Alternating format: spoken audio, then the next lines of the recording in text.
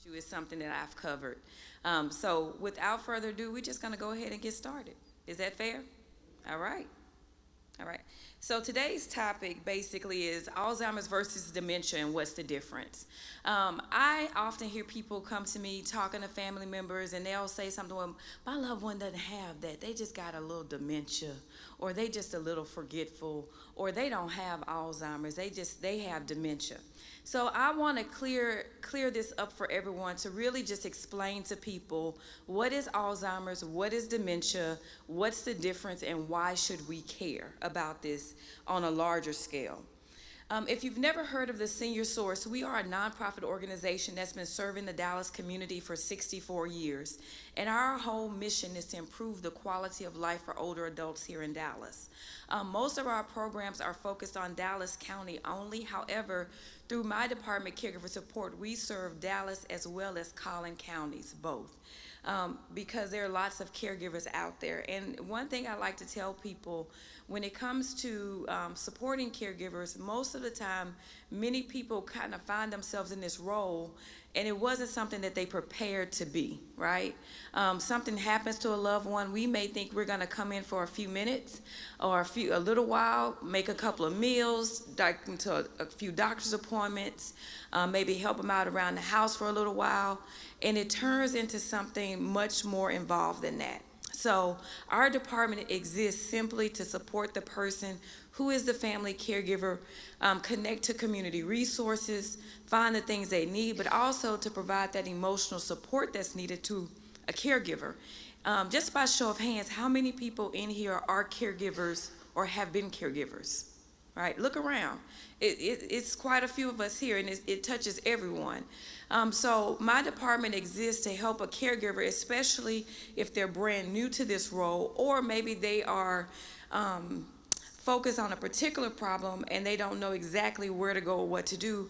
We exist to help you with answering those questions. If you're brand new to caregiving, we do something called a care consultation, and that helps you figure out what you need to do first, second, and third, right? You walk away with a care plan, a plan of action, feeling really good about these are the clear things that I need to do right now for my loved one. If it's something that you've been struggling with or you don't know exactly where to go, we're here to help with that as well, to just give you some guidance and answer questions so that your loved one ultimately gets what they need. So that's primarily what I do through caregiver support. I'll go into more details a little later, but I just wanted to give you an idea about our department and the focus for caregivers. So on today's agenda, these are the things that we're going to talk about. We're going to talk about the prevalence of Alzheimer's in our community, defining Alzheimer's and dementia, what's the difference, recognizing the warning signs of Alzheimer's, how is Alzheimer's diagnosed, treatment options, taking practical steps to maintain a healthy brain, and then an overview of services offered by the Caregiver Support Program at the Senior Source. All right, so is that fair? Any questions thus far? All right. So why should we care about Alzheimer's? The reality is we should care because this is really at a place of being an epidemic. Every 68 seconds, someone new in the United States develops Alzheimer's disease, and by 2050, we're estimating that will be every 33 seconds, someone will develop Alzheimer's disease. People right now, we have about 6 million Americans currently living with this disease, and 1 in 3 Americans know someone who has Alzheimer's. Just those stats alone, if you really think about that, every 68 seconds. So since I've been talking, it's been at least 10 people that's been diagnosed with Alzheimer's disease at this point.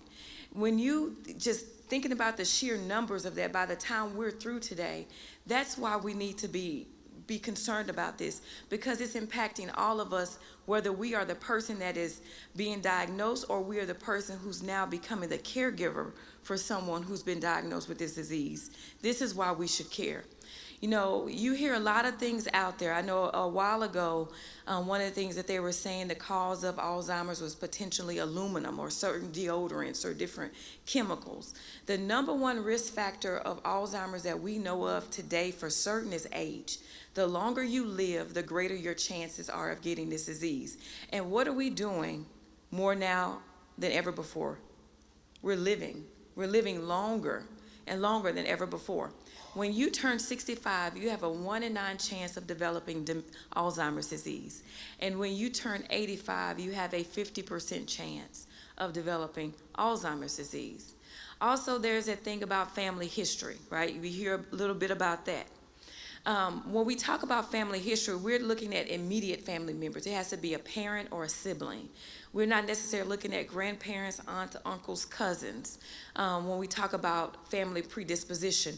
But even with that, by 2050, they're estimating that between 13.8 and 16 million people will be diagnosed with Alzheimer's disease. So when you think about it from a healthcare standpoint, when you think about the sheer volume of people, you see how that can stress our healthcare system in some way or another because of all the people that will be needing treatment and services surrounding Alzheimer's disease.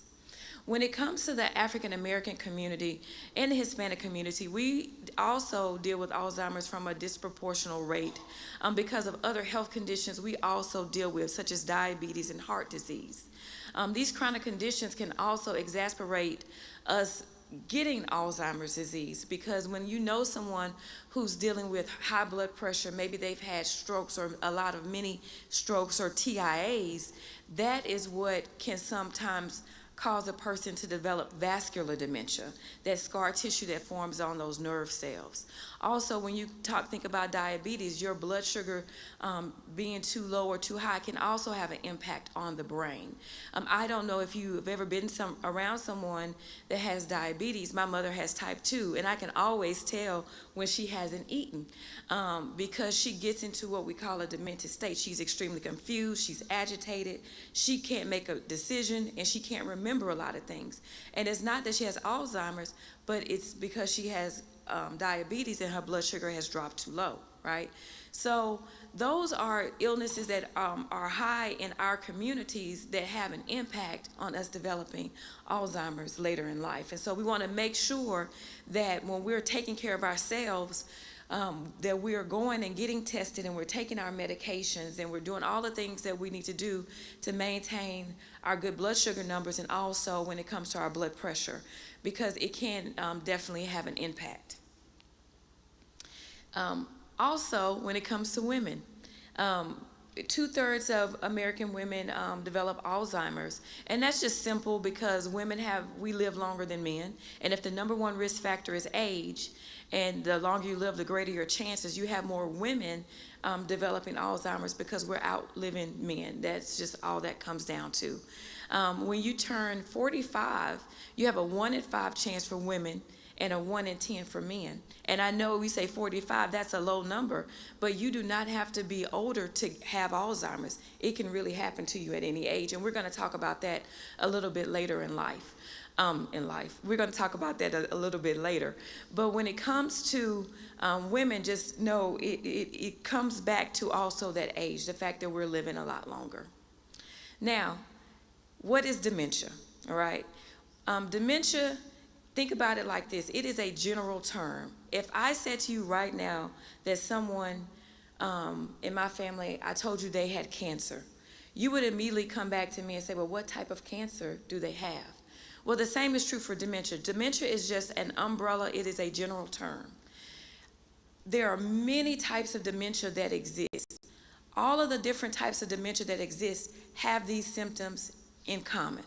There's going to be a decline in thinking skills, memory loss, problems with reasoning and judgment, disorientation, difficulty in learning. There's going to be a loss of language skills, decline in the ability to perform routine tasks, right? Now, depending on the type of dementia, you may see more deficits in some of these areas than in others, but they're all going to have an element of these symptoms in common, right? These are all the different types of dementia that exist. You have Alzheimer's disease, you have brain injury, Parkinson's disease, you have drug interaction, you have something called Creutzfeldt-Jakob's disease, you know it commonly as mad cow. There's Huntington's disease, multi-infrared dementia, depression, thyroid problems, Lewy body disease, Pick's disease, frontal temporal dementia, and normal pressure hydrocephalus, commonly known as water on the brain. These are all the different types of dementia that exist. So when you hear someone saying, my loved one has a dementia, then you want to ask, or we want to get better in the habit of saying, well, what type of dementia do they have? Sometimes we leave the doctor's office and we don't know what type of dementia. They may say, well, you have dementia. We want to ask them, well, can you tell me exactly what type of dementia I'm looking at, or I'm dealing with, or you're diagnosing me with? Because the type of dementia is important. It's important when it comes to how you may communicate with someone as the disease progresses, how you interact with them, the types of medications that they may need, right? So we want to know exactly what type of dementia we're dealing with. Now, we hear about Alzheimer's type of dementia the most because it's the most prevalent form of dementia that's out here. 60 to 80% of people who have a form of dementia have Alzheimer's disease. The next most prevalent is vascular dementia. That's where you heard me a few minutes ago talking about a person who's had a lot of strokes, little mini TIAs. Sometimes it can form a scar tissue, and that is what's destroying those nerve cells. 10 to 40% of people have vascular dementia. The next most prevalent form of this is Lewy body dementia. Lewy body is when dementia is attacking the frontal temporal lobe a lot sooner than maybe with some of the other forms of dementia. The person has less impulse control. That filter that kind of keeps us socially appropriate, that keeps us from saying and doing the things that we have been taught not to say and do, lives in our frontal temporal region of our brain. So if that's the area that's being attacked, that person oftentimes can be very inappropriate socially. They may say whatever, they may be doing whatever, disrobing, all kinds of things. They could be sexually inappropriate, making statements that they wouldn't have made before. That could be an indicator that the person has Lewy body dementia, okay? Now, another thing that I want to talk about is, typically there's a term that you hear. You don't hear it as often, but you hear it sometimes, and that is mild cognitive impairment, or also known as MCI. Mild cognitive impairment is another thing. It is memory loss that is severe enough that we notice, right? We notice that you're not retaining information or you can't recall information, but it's not severe enough to a point that I can categorize it yet, right? Some people develop MCI and it never turns into any type of dementia. They could develop MCI from a car accident, okay? Well, maybe it was the accident, the impact was so great, they were injured, and now they're having some cognitive delays or cognitive problems because of the accident, right? So they may not be able to retain information as much anymore, recall information. They could have some things going on, but it's not severe enough at this point where we would classify it as a type of dementia. Now, mild cognitive impairment doesn't necessarily lead to a type of dementia, but everyone who has dementia at some point had mild cognitive impairment, right? The thing about it is most people are not diagnosed in the early stages of dementia. Most people are not diagnosed until the moderate stage of dementia. And that's when your memory deficit or your cognitive abilities have declined to the point where they are very noticeable, right? So some of the things that could be happening, that person, all of a sudden, they're starting to forget how to go drive places. Maybe they got lost on their way to church or on their way home from church. Maybe they aren't recalling names of people that they know.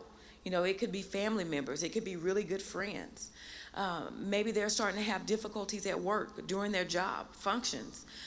Those are some of the types of things that start to show up into the place where they are very noticeable.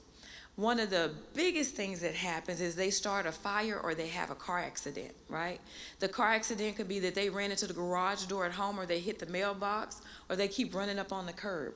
But they keep having these small fender benders, and eventually they have an accident to the point where the police are called out, and then they may call their in case of emergency person, which could be you, a child, a good friend, their spouse, and they call you and say, hey, your loved ones had an accident, they're okay, but they're just a little shaken up, and we feel like it's best if you come and pick them up and don't allow them to drive home. They seem to be a little rattled and confused.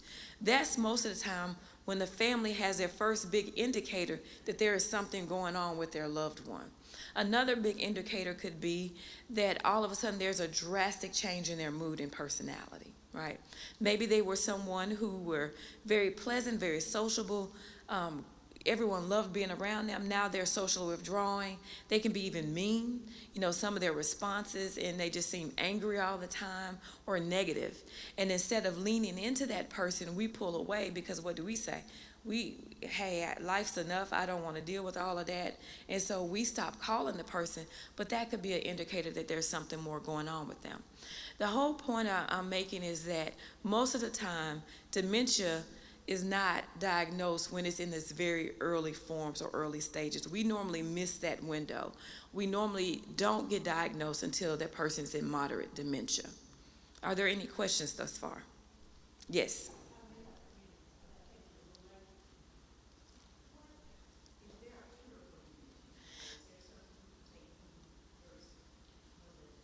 Okay. So the question is asked, is there a cure for dementia, and is there something you can take when you first find that it's going on? So I hadn't made it to that point, but I'll answer the question. There is no cure for dementia. And the medications that are on the market, they treat the symptoms. Some of the symptoms can be the sundowning and different things that they experience, but it's nothing that's going to stop the progression of the disease at all. So, but we'll dive into that in a little later into the presentation. Any other questions? All right. So exactly what is Alzheimer's disease? Alzheimer's is a progressive brain disorder that gradually destroys brain cells and affects a person's memory, their ability to learn, to make judgments, communicate, and carry out basic daily activities. The biggest thing I want you to know is Alzheimer's is not a normal part of aging. It is not something we should just expect to happen just because we're getting older. Prime example, I have two grandmothers. My dad's mother lived to be 95. She had diabetes. She actually was a double amputee, and she was still baking 7-Up pound cakes and frying chicken, and if you did not eat at her house, you were in trouble. You had to eat if you stopped by, right? My mom's mother is 95 now, and she has Alzheimer's. My dad's mother did not have Alzheimer's. In fact, I called her CNN. She never left the porch, but she could tell you everything that was going on in the neighborhood, everything, and she left nothing out, So even at 95, it's not something that is just going to happen, or we should just kind of shrug our shoulders and say, hey, well, they're getting older, it just happens, I tell people, plan to be the other one, right? Because at 85, you have a 50% chance. I'm not planning to be the one with it. I'm planning to be the one without it, right? So let's look at it from that standpoint. One of the most heartbreaking things that I do have to tell family members often is that this is a fatal disease that has no cure. That their loved one may seem okay right now. Oftentimes, I get those phone calls where the people are saying, there's nothing wrong with my mother. She's just gaming me. She just wants attention. I done told her I can't keep coming over here all the time, and she wants me to come over. And I have to tell them, ma'am, your mother she's not playing. She's not gaming you. There are literally times where she can respond to you or respond to you appropriately, and 3 minutes later, you could ask her that same question and she's not responding appropriately or in the same way. That's literally the difference between sometimes those signals get to where they need to be fine, and in the next 2 minutes, they may not get there in the same way. So this disease is progressive. A person starts off and you may not even notice very slight differences in their personality or their ability to do things. But just know as time goes on, they're going to lose ground. They're going to lose the ability to do more and more things. And that's why they require to have someone, if they're in their home, to even eventually move in with them and require 24-hour care, because they lose the ability to eventually chew, swallow, and breathe. And without those things, those are the life-sustaining methods that we all must do in order to function, okay? So that's how this disease ends up being fatal. And unfortunately, we still don't have a cure. Yes, ma'am. Hereditary to the point where we would look at immediate family members.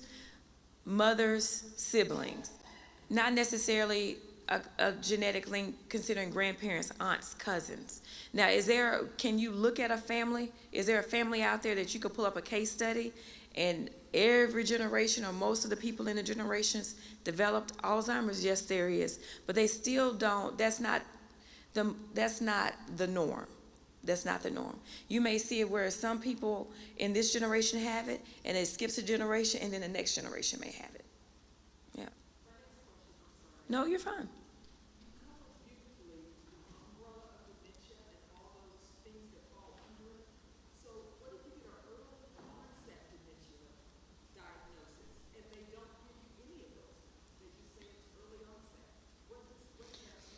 You are setting me up for the very next slide. No, that is great. Not a problem. But there are two basically ways we talk about Alzheimer's. There's late onset Alzheimer's and then there's early onset. Late onset Alzheimer's is kind of more common. A person is diagnosed in their 60s, 70s, and 80s. You hear about that the most, right? Most of the people that you know that was diagnosed with a type of dementia, especially Alzheimer's, they are older when it happens. However, I said earlier, you do not have to be older to develop Alzheimer's disease. It can happen in your 30s, your 40s, and your 50s. I just had a case right before I went out on vacation. It was the end of August. A young lady I spoke to, she's a long distance caregiver. She lives in Chicago. She's 26 years old. Her mother's 48. And her mother's parents, her grandparents, are taking care of her mom. She moved back in with them because she requires care because she has early onset Alzheimer's disease. People who are actually diagnosed in their early ages, they actually pass away a lot sooner than when a person is diagnosed with it in the late onset, in the later stages of life. We have no idea or reason as to why that happens, but it does definitely happen. And just to remember, you do not have to be older to develop Alzheimer's. And we're seeing a rise in people in their 40s, early 40s, developing Alzheimer's disease. Any other questions? Yes, ma'am.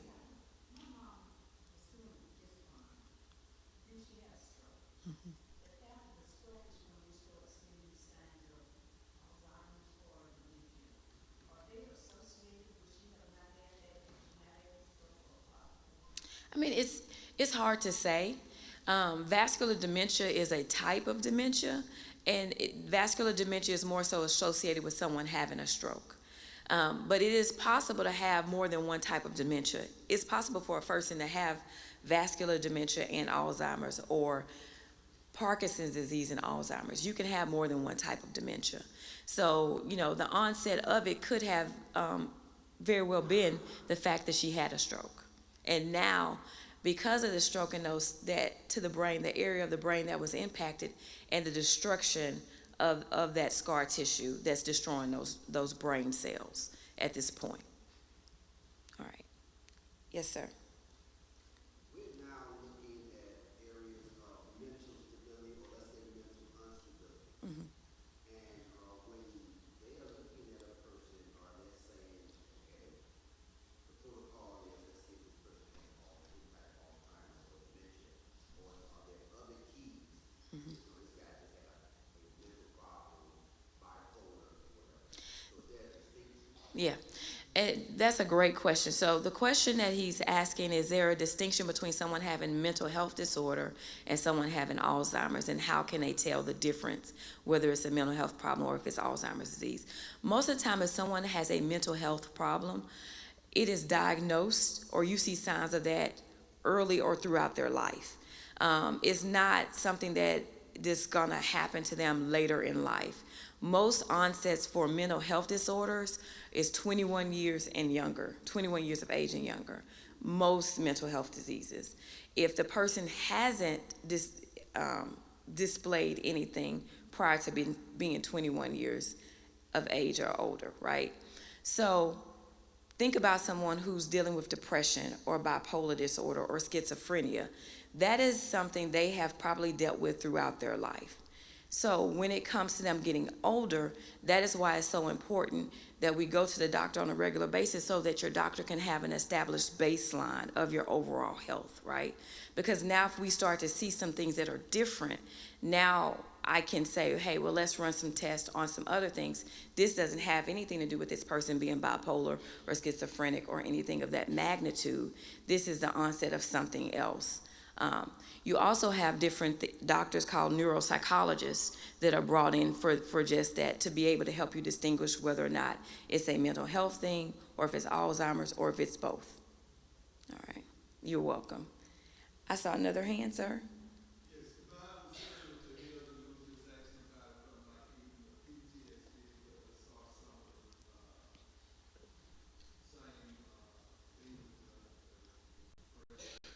memory loss and stuff. Hmm. All of those same things related to PTSD. Yes. I mean, you have to think about it when it comes to like mental health disorders and PTSD and things of that nature. Um, when you've gone through a traumatic experience, just the trauma of that in memory, and sometimes our brains will shut down to protect us, right, from whatever is going on. And so you will see some of these things, some similarities, but there are some distinct differences in the thing that a person with dementia doesn't have the ability to learn how to do something again, right? Once they lose that ability, there is no way to teach them how to walk again or chew again, or you can't teach them people's names and expect them to remember, right? Because the first thing that's impacted with when it comes to the top forms of dementia, or Alzheimer's rather, is that the short-term memory, right? They can remember things that happened 20, 30, 40 years ago with ease, but they can't tell you what happened 5 minutes ago. And that's because that short-term memory is impacted. So if I lose the ability to know how to do something and you want to show me or teach me, I don't have the ability to retain what you just showed me. So that's also a distinct difference between someone having Alzheimer's disease and someone having a mental health disorder. Because a person with a mental health disorder can learn, can be taught, can retain, and this person doesn't have the ability to. Another thing I want to just touch on, and I hope I don't confuse it when I say this, but at one point, many, many moons ago, Alzheimer's or dementia was looked upon as a mental health disorder. It is not today. They know that it is a medical condition. But at one point, and I know you all know this term, is that they used to call it senile dementia, or you'd have somebody saying that person's senile.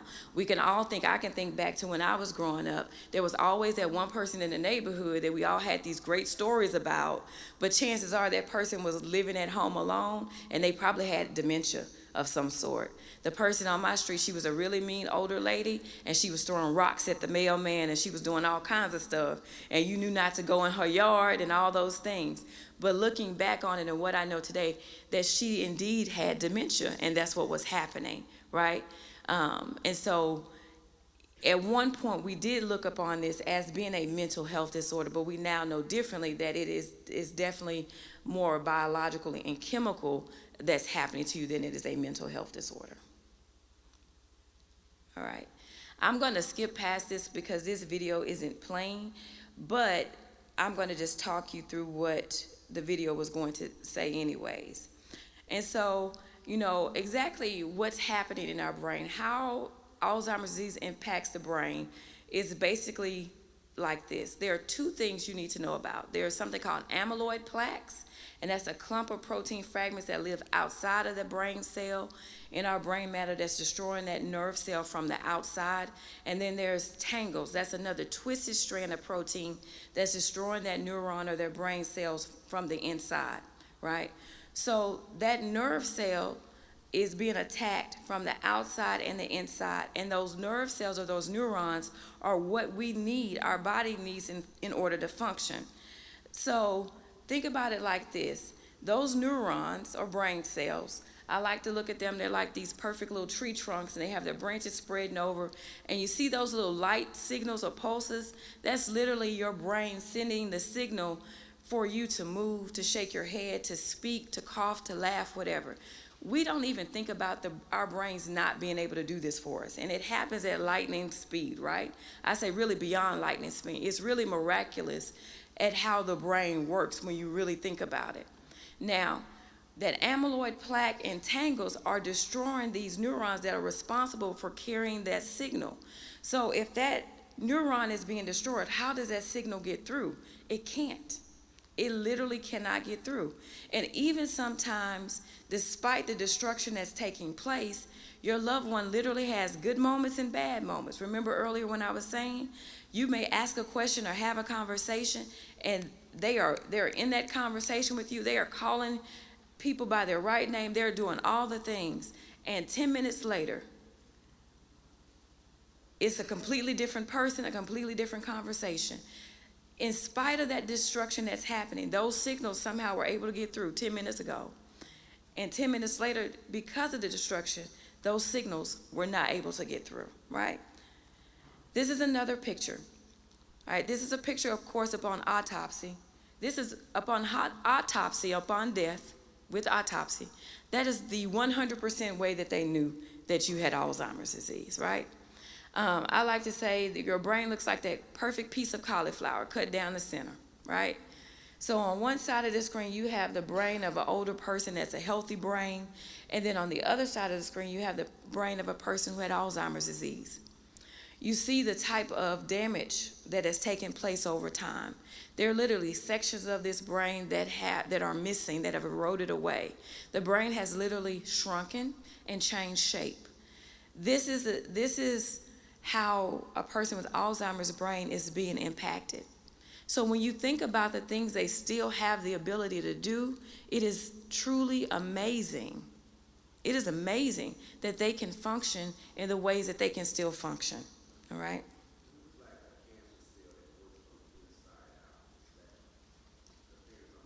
Mm-hmm. Yeah. It's definitely the destruction. It's the destruction of those amyloid plaques and tangles. Yep. All right. So these are the warning signs. Now, I got a little cheat sheet up here. I'm going to keep it honest because I can't remember all of this. But before I go through the warning signs, everyone in here has to repeat after me. You ready? All right. I will not self-diagnose myself as I'm going through this list. There is a such thing as normal age-related forgetfulness. But that does not mean I have dementia. All right. Now, I'm going to hold y'all to that as I go through this. All right? I'm just saying, all right? So, as I was saying, these are the 10 warning signs of Alzheimer's disease, right? And so, as I'm talking about these things, sometimes they're going to seem very common, or you're going to be like, I just did that before I came here, right? I tell everyone, if it is not your strong suit, do not use that as your measuring stick, all right? For me, I am constantly losing things. If my keys are not in plain sight, I'm going to be late wherever I'm going. So I'm not going to use that as my measuring stick, all right? But I love clothing. I love fashion. I'm going to be sharp to take the trash out, okay? I don't sit around in the house just with anything on. So if you see me and I'm disheveled, that is something you worry about, okay? Because that's outside of my norm, all right? So when I'm going through these warning signs, look at it from that perspective, okay? Because, you know, some of us got in the line with God and we got extra helpings of certain gifts, and other of us did not. We got out of that line, right? So if that's not our lane, then that's not our measuring stick, all right? So here we go. Let's talk about it. All right, so the first warning sign is memory loss that disrupts daily life, right? So something that's age-related forgetfulness in that is going to be sometimes forgetting names or appointments, but we're remembering them later, right? Now, we all do that. Sometimes we're busy, we're stressed, we make an appointment, we sign up for something, the day comes, we forget about it. 2 weeks later, we think, I was supposed to go somewhere, and we realize it was 2 weeks ago, right? That's normal age-related forgetfulness. Now, when it's going to cross over into something that we're going to be more concerned about, when you start to forget the names of children, family members, spouses, people you see all the time, Standing appointments, if you every week you have a standing appointment to go somewhere and you've been doing that for 20 years, and then all of a sudden you're missing that appointment. You're forgetting that you every Monday at 10 o'clock you have to be this particular place, and you were on time like clockwork. That is something we would take a closer look at, okay? Warning sign number 2, changes in planning or solving problems. So normal age-related forgetfulness would be making occasional errors when managing finances and household bills, all right? Now, it happens sometimes. I know for myself, when I turned 45, I had to get eyeglasses. I never worn eyeglasses before in my life, but I was transposing numbers like nobody's business, right? I thought it was a 6 and it was a 3. You know, just all these things, right? So that's normal age-related forgetfulness.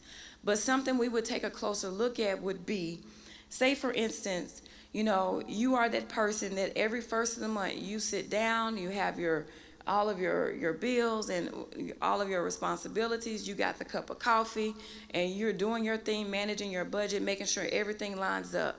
And now all of a sudden you're having difficulty with that. None of these things are making sense. You're having a hard time logging into your accounts to pay these bills. And it's not because you have forgotten your password, but it's because you're what you need to do, the steps aren't making sense to you. That is something we would take a closer look at, all right? Difficulty completing familiar tasks. Age-related changes with that would be occasionally needing help to use the microwave settings or to record a TV show, right? So I'm gonna tell you, there's no shame in asking grandkids to help you with your iPhone or things of that nature. I need help with my iPhone. I have a 10-year-old great niece that can work an iPhone like nobody's business. It does things I had no idea it could do until she had my phone one day. So that's normal, right? But when we want to look at something more differently, or looking at it a little differently, the microwave in your house that you've used all the time, and now you're having problems operating a piece of equipment that's been there. Not the fact that it's a piece of new equipment, but something that you've had for quite some time. We would take a closer look at that, all right? Confusion with time or place. This is one of my favorite ones, because I like to say when someone retires, every day is Friday, right? You don't even think about it anymore. You're not committed to your calendar like I'm committed to mine, right? So it happens sometimes when you retire. You don't think about the days of the week the same way. You're not as aware of time, right? But something we're going to take a closer look at is if that person is not aware of the difference between what typically happens on a Sunday versus a Tuesday versus a Friday, right? If they're not orientated to date, time, and place, you know, and that could be the difference. Sometimes people start operating in reverse, meaning they're up all night as if it's 2 p.m., and at 2 p.m. they're asleep as if it's 2 a.m. And sometimes that our internal clock can get turned around, right? Those are things we're going to take a closer look at, all right? Trouble understanding images and spatial relationships. So typical age-related changes with that is just any changes with your vision. Sometimes as we age, our eyes age. I gave you an example of me having glasses. Sometimes we're diagnosed with having cataracts. Sometimes it's macular degeneration. Those are sometimes age-related changes that happen with our eyesight that's going to impact our ability to see images and spatial relationships.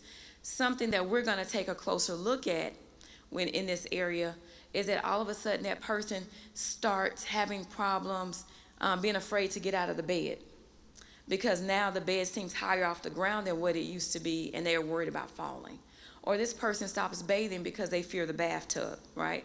The bathtub looks like it's a deeper pool of water. And I don't know if any of you guys have ever had this experience, but if you have a loved one that has Alzheimer's and they need assistance with bathing and they fight you when they get into the bathroom, it's because to them it looks like you're trying to drown them.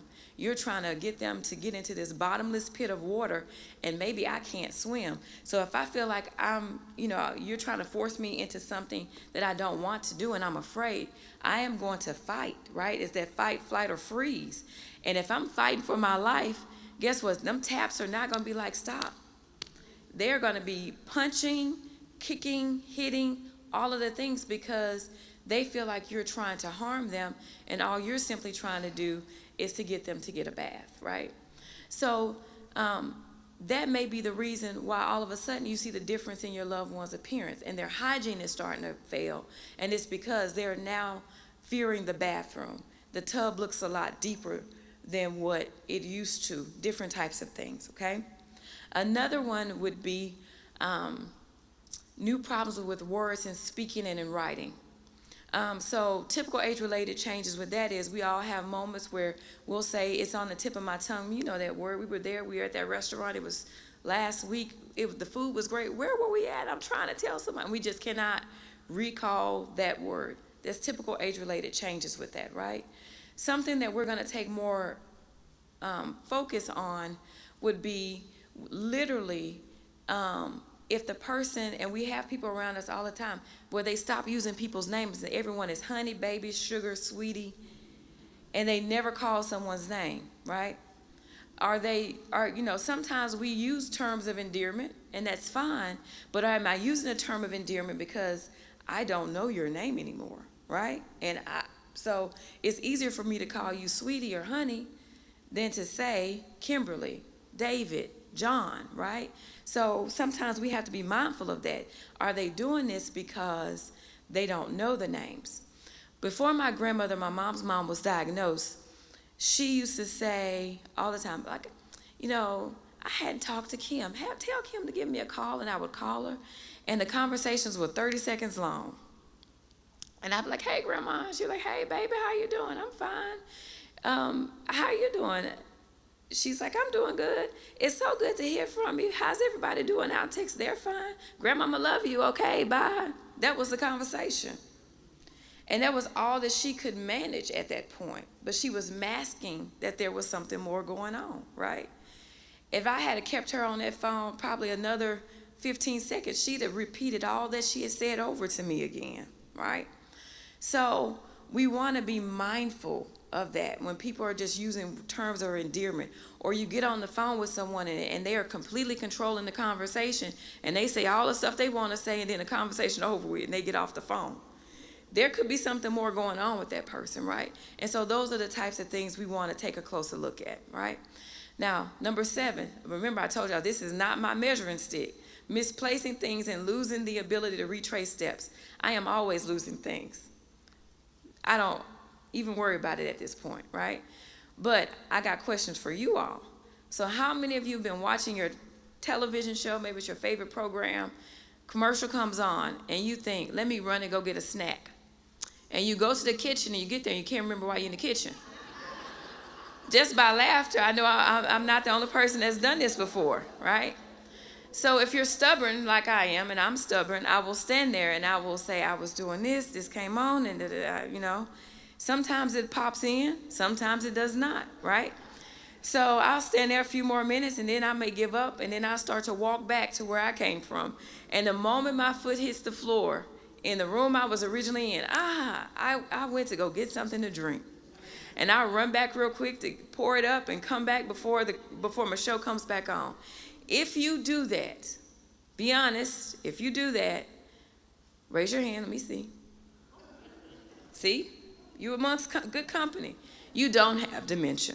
You don't have dementia if you do that. You thought I was getting ready to tell you some bad news. But the reason you don't have dementia is because you had the ability to retrace your steps, right? Whether you stood there and you mentally retraced them or you physically retraced them, you had the ability to retrace those steps, right? So a person with Alzheimer's, they do not have the ability to retrace steps. If you've ever been to their house, that's why the house is in disarray. It is literally because when they were watching TV and that thought came in, they would have went to the kitchen. If they didn't remember that they went in there for something to drink, guess what happens? I'm in the kitchen, I come up with something to do in the kitchen now. Whether it's to clean out the cabinets, cook a 7-course meal, bake a cake, and I'm gonna do that until a thought takes me somewhere else in the house. When the thought takes me somewhere else in the house, maybe I decided to, rearrange the cabinets, and I needed to go get something, a towel to wipe off or a cleaning supply. I go into that other room, I forget all about what I was doing in the kitchen. Now I'm in another room to do something else. And it's so on and so forth. You can literally see the path that they take around the house with different things because there's not the recall to come back and put up the stuff that was in the kitchen. They're on to something else. That's how a lot of the fires get started. They were in the kitchen cooking, went to the bedroom to get something. Maybe it was their cell phone, forgot about it, sat on the bed, laid down, went to sleep. Or they missing an ingredient in something they wanted to cook, forgot all about cutting off the pot on the stove. They go to the grocery store. 2 hours later, fire has broken out in the home. They could be clear across town. Maybe they decided to stop to go see their daughter since they was out. When they got in the car, anything, they forgot all about the fact that they were cooking.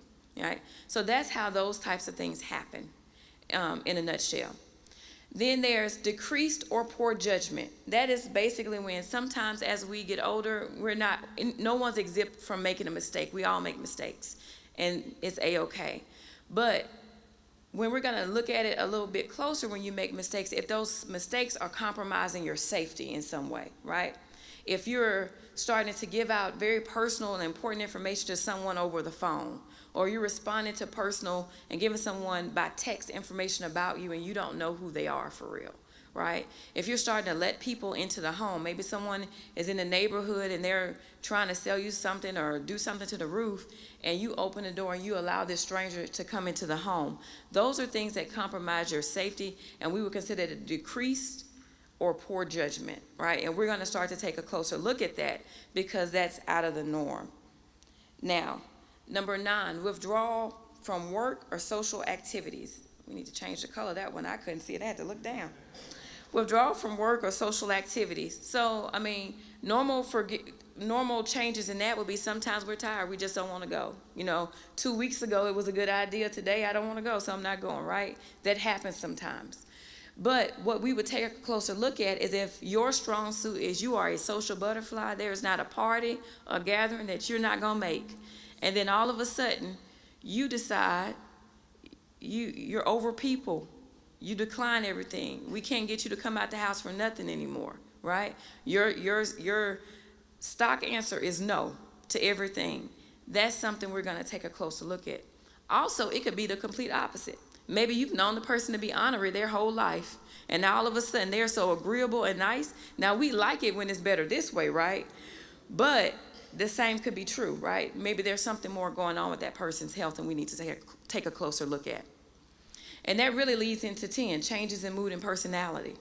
And I think this is a one where, I would employ you to lean into the person a bit more, especially if you see drastic changes in their mood and personality. Instead of staying away from them, if they seem grumpy or angry, maybe that's the time to lean in. Because sometimes when we are scared and we're afraid and we don't know what's going on with our bodies, you will hear people say who have dementia or Alzheimer's, they will say, I knew something was off or I felt funny, but I couldn't quite pinpoint what it was. But if the organ that helps you to make sense out of life is the organ that's being impacted, it's going to be hard for you to put your finger on it, right? So instead of us not answering the phone or calling them because we just feel like they're angry and grumpy, then we want to lean in, and love on them a little more. Go see them because it indeed could be something more going on with them, and it could be health related, all right? So those are all the warning signs. Now, I'm going to hold everyone to it. Don't walk. If Deacon Jackson starts to kill me and you guys are walking up to him on Sunday talking about you got dementia, all right? I will say you can call me. We can talk about it, but I'm going to tell you, you probably do not, all right? All right. So how is Alzheimer's diagnosed, all right? Alzheimer's is diagnosed, and it's not one simple test that they give you. It's a series of tests, right? So the series of tests could be it's all of these things that are listed. You're going to do a mental status exam. That's when you go to the doctor and they tell you, remember these 3 words, rainbow, tree, brown, right? And they're going to do some things and go through the business, and before you walk out the office, they're going to ask you, what were those 3 words? They're going to ask you to draw a clock, or they may ask you to draw a cube or a cylinder of some sort. They're going to ask you a history of illness in your family and with yourself. They're going to do a physical exam, including blood tests. They're going to draw blood, and when they're drawing blood, they're trying to rule out your thyroid, diabetes, cholesterol, and heart disease. That's what they're looking for, right? Vitamin deficiencies is another one. They're going to do a brain scan. They're going to do a CT or MRI, and they're going to be looking to see if you have any type of tumors or any abnormalities or changes in the brain, right? And then they're going to do a memory and language test. They may say, here's the letter F. Write all the words you can think of in 2 minutes that start with the word F, right? And you get to write anything that you can come up with the word that starts with the word F, right? The results of all of those tests are going to come back, and from there, they're going to determine whether or not you have a type of dementia, and then try to drill in down into what type of dementia you are dealing with, okay? It takes all of these. Now, I'm going to get on a soapbox for a minute. When it comes to being diagnosed, the doctors that can diagnose you are a neurologist, a geriatrician, a neuropsychologist. Those are the doctors that have the ability to diagnose you for dementia disease. A neuropsychologist, a neurologist, a geriatrician. If you have received a diagnosis from a primary care physician, I'm not saying that it is inaccurate, but I would get a second opinion from someone who specializes in this area. All right. When you turn 50, it is recommended that you have a geriatrician as your primary care physician. A geriatrician is a person who specializes in the care of older adults. They're going to be the doctor that's most in tune with what happens to your body as you get older, as you age. Just like kids have pediatricians, older adults have geriatricians, right? A neurologist is going to be focused on everything that happens with the brain, right? And a neuropsychologist is someone that's also focused on the brain from a physical standpoint as well as a mental health standpoint. If you do not have a geriatrician, I encourage everyone to get a geriatrician. Geriatrician, yes.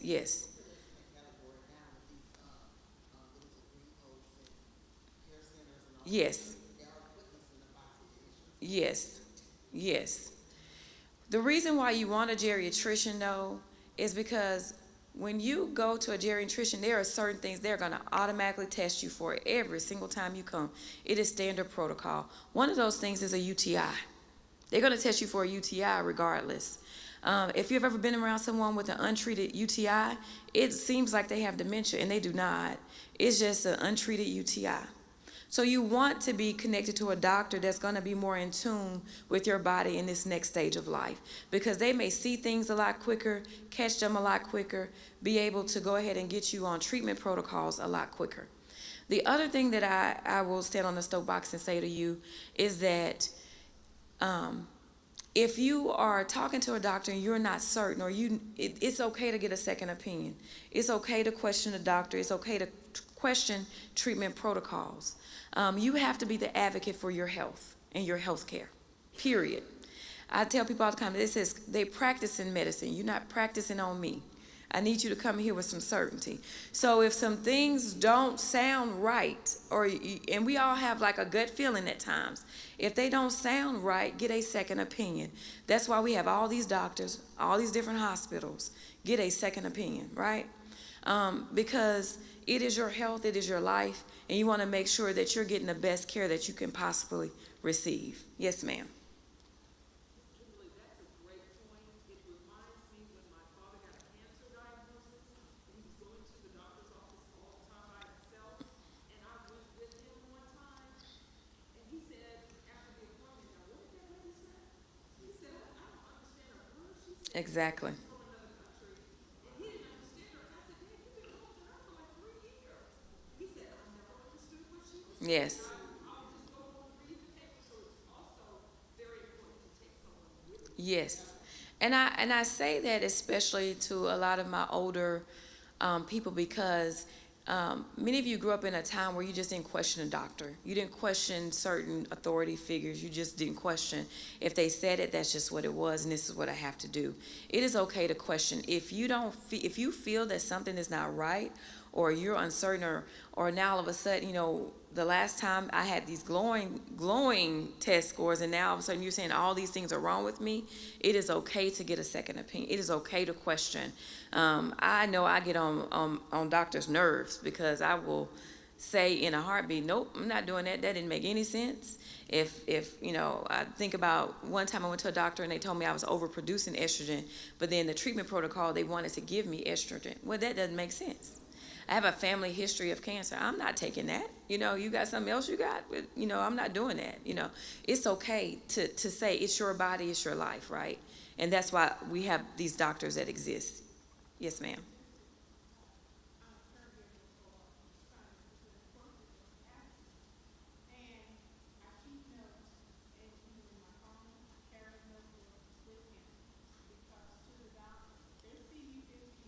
Yes.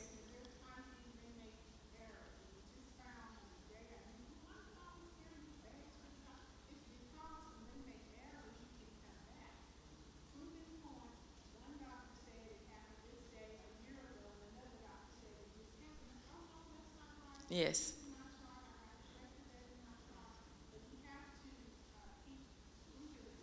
Yes. Yes, and they are both excellent points. So in the room, we've been having conversations surrounding just talking to your doctors, taking someone with you, taking notes when you're at the doctor. But they're human beings too. People make mistakes, right? Or people transpose, or maybe someone couldn't read the notes, and so what they typed in wasn't accurate to what the doctor said. So it is important that, if something doesn't feel right, you question, to take someone else to the doctor with you so you have a second set of ears.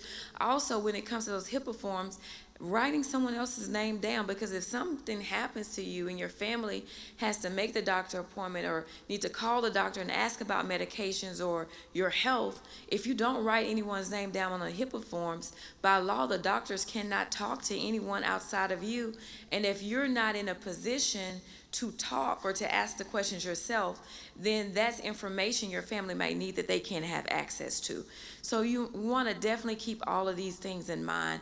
It is so very important. And like I said, if you don't have a geriatrician, look into getting one. All right. Now, these are all the medications that exist as it relates to treating Alzheimer's. Now, what I can say, I am not a medical doctor, and I want to put that out there first. Yes, sir, I have a question. What about politicians?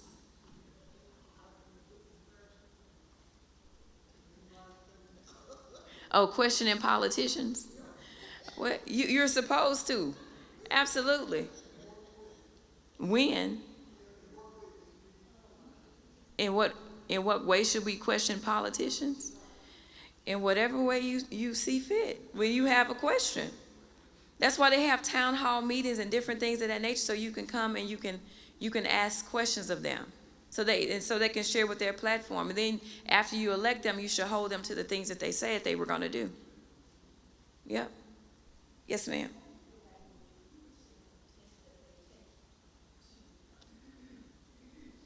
Okay.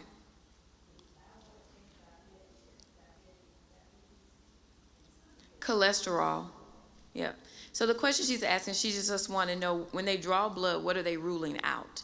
So the diseases that they would want to make sure you don't have is diabetes, a thyroid condition, high cholesterol. All of those are things that they have similar symptoms, and they could look like dementia, but they're not. And there's completely different treatment protocols for that. Also, another one was vitamin deficiencies. For as we age, our taste buds change, and we don't eat the way we used to. Also, sometimes we're on medications, and those medications are preventing our bodies from absorbing the nutrients in our food like we once used to. That's why sometimes you'll go to the doctor and he'll say, you need to add more protein to your diet. And they start suggesting you drink Boost and different things for you to add more protein to your diet, right? It's because your body's not absorbing, you're not getting enough protein. And so if there are vitamin deficiencies, sometimes it can look like or mimic what dementia looks like, how your body's responding. Because oftentimes I know when I'm not eating right, I develop brain fog. And it's just like it becomes everything feels mentally 10 times harder. And it's not that I have dementia, it's just the fact that I have not been eating very well, and so nutrition matters. So those are some of the things that they're going to be ruling out. All right. Yes, ma'am.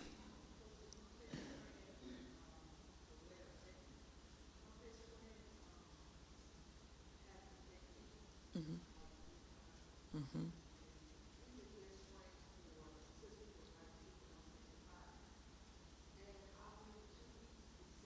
Yeah.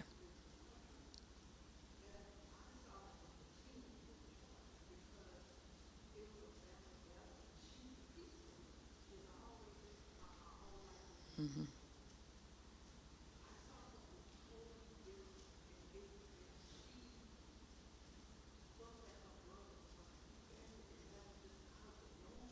Mm-hmm. Mm-hmm. Mm-hmm.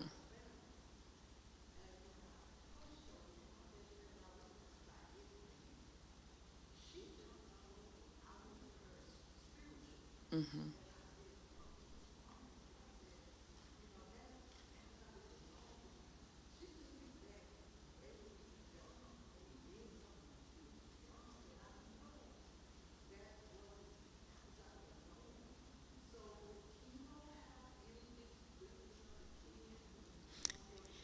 It could definitely have an impact on you. I don't know how long she's been going through chemo and radiation therapy, but it definitely could impact her. The other part of that, I would say, it's possible to have more than one thing happening to you at the same time.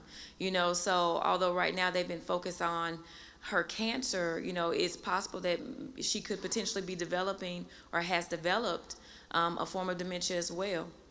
Or she had it and undiagnosed, and the thing that was diagnosed first was the cancer. It could be lots of different things.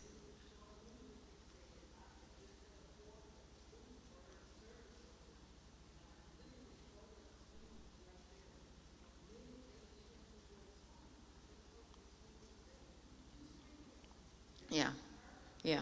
I would say it sounds like, I would definitely be concerned.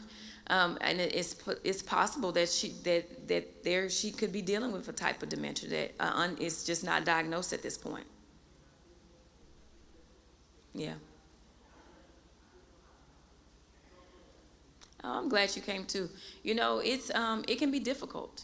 It can be difficult. I'm going to talk about this, and then I'm going to circle back to that because there is some more I want to say in that space.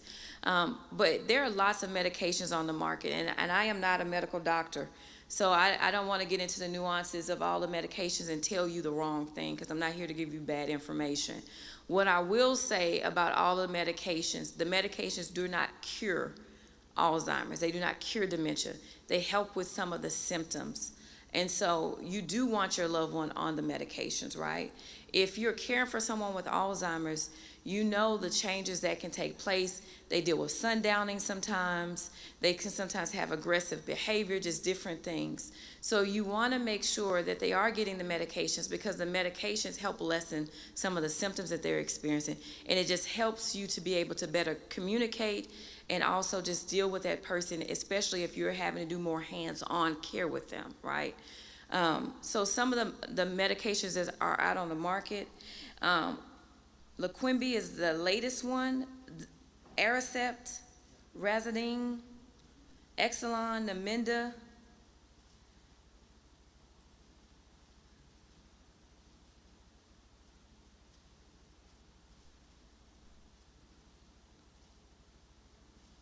All right. Donbazil,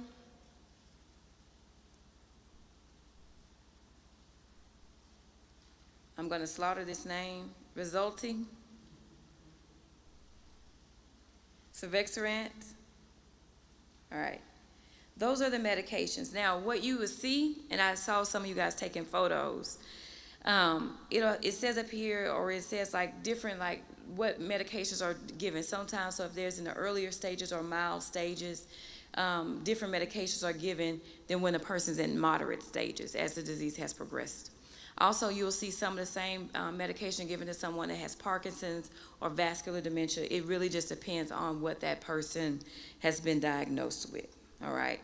Common side effects are all the things up under the sun that you hear, the 100 list of things: headaches, dizziness, insomnia, vomiting, all of those things. They just have to let you know that those are potential side effects, but it doesn't necessarily mean that those are side effects that person's going to experience, right?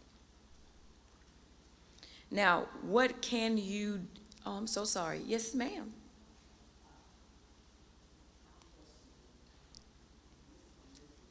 Yes.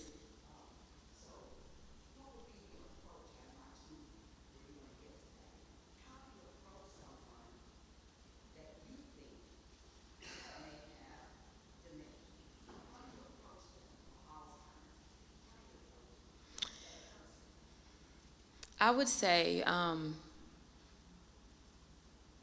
it depends on who it is, and it depends on the relationship you have with them. And I think you have to take that into consideration first, the relationship you have with them. Um, you also need to think about who are the key people who need to be a part of that conversation, right? Um, if thinking about myself, I'm just going to use my mother as an example. If I was concerned about this with my mother, I would definitely involve my sister and my brother in having that conversation.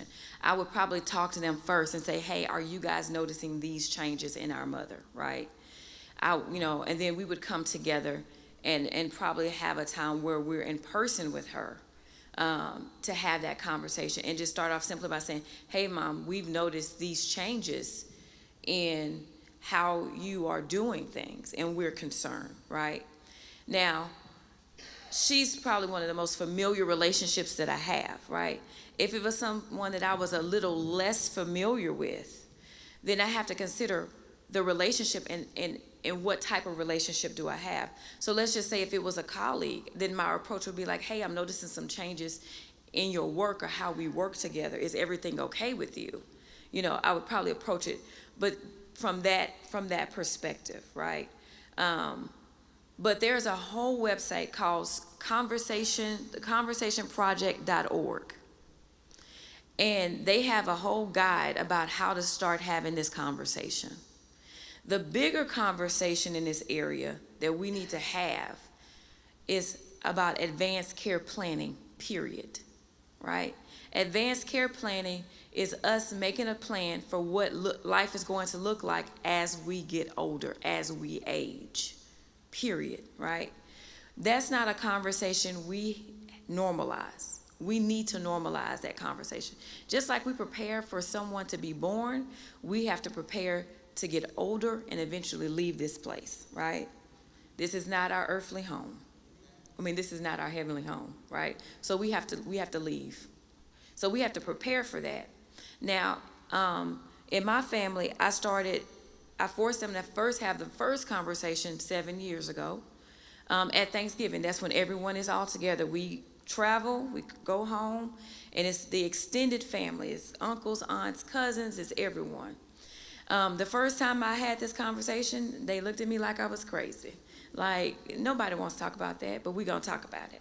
And my thing is this, and this is what I said to them: you do not have to tell everyone in this room your business, but you need to choose one person, and one person, at least somebody, needs to know where you keep your information if something were to happen to you, especially if you live out of state and there are no other family members around, right?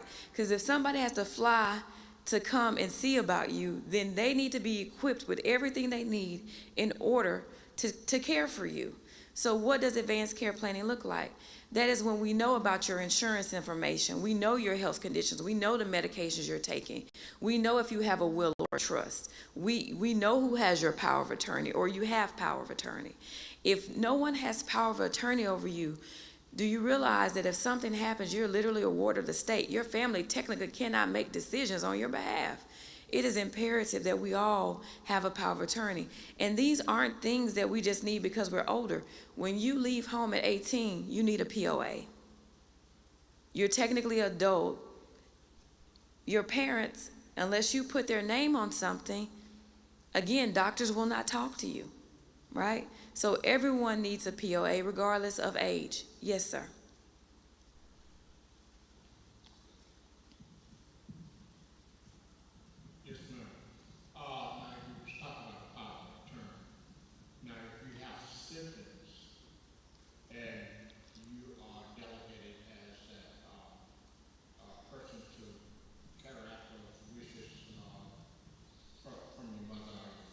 Yes. but you have siblings.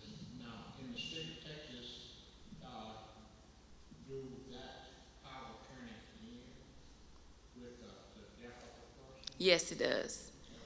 Unless it ends, yes, it does end. I'm thinking about my mind switched over being an executor of an estate. The power of attorney ends when that person passes away. But then if you are also the person that's the executor of their estate or trust, then that is the authority you move with after that person passes away. Yeah. It's theconversationproject.org.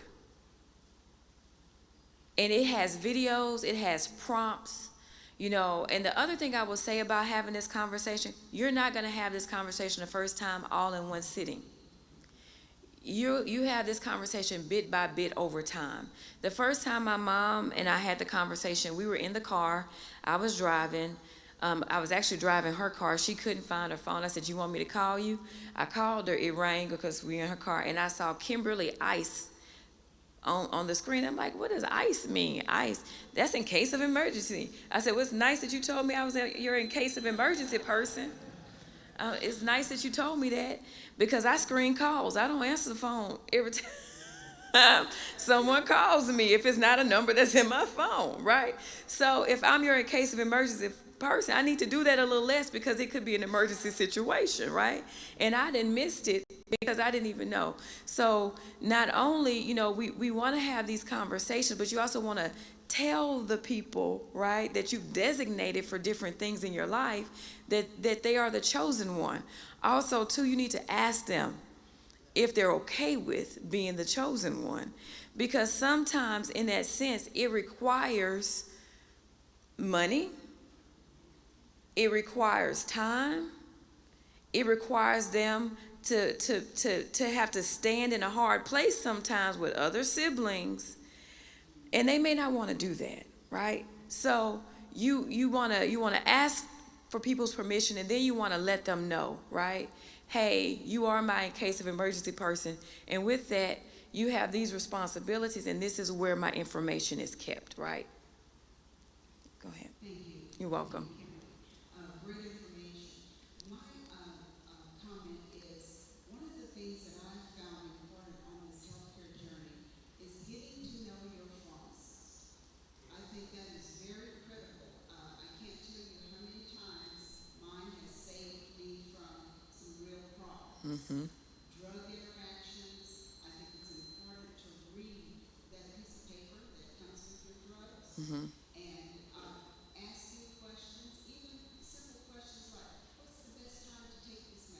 Mm-hmm. Especially if you're taking additional medications. Mm-hmm. It matters because how they interact with each other. Absolutely. So just wanted you to touch on that a little Yes. bit too. Thank you. Thank you. That's a great comment. So everything she said is so true. Your pharmacist sometimes can be your best friend. Your doctors oftentimes don't talk to each other. And so the last guard that may catch things is the pharmacist, right? Because if you use the same pharmacy or pharmacist to fill your prescriptions, they have a history of everything that you're taking. And so having that consultation with them, talking to them about the medications, or sometimes when they come to the window and say, "Hey, here's some specific things you need to know about the medication that I'm giving you," you don't want to shrug that moment off, and you definitely want to ask questions back to them. Also, even when it comes to supplements you're taking, because sometimes we don't tell doctors about the supplements we're taking. And we need to tell them about the vitamins and supplements we're taking, even if they're over the counter. Because although the vitamins and supplements, they can still sometimes have an adverse interaction with medications that we're taking. So when you're on certain meds, you don't want to just start taking things over the counter without consulting with your doctor or the pharmacist first. And the pharmacist oftentimes is a person that you can get to the quickest. Right?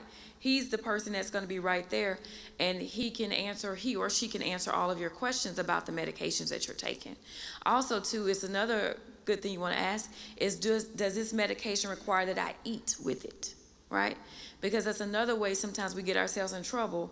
We were supposed to eat with the medication, and we just took the meds and we didn't eat prior to taking it. And now our stomachs are all tore up and upset, and we like, I'm not taking that medication. It keeps doing me. And it's not the fact that it's the medication, it's how you're taking the medication, right? Also, if medication, you're taking something and it keeps you up late at night, right? Even though it may not have that on the label as taking it at a certain time, you may still want to inform your doctor or your pharmacist that, hey, this is interrupting my sleep. Can this medication be taken earlier? Does it have to be taken at this time?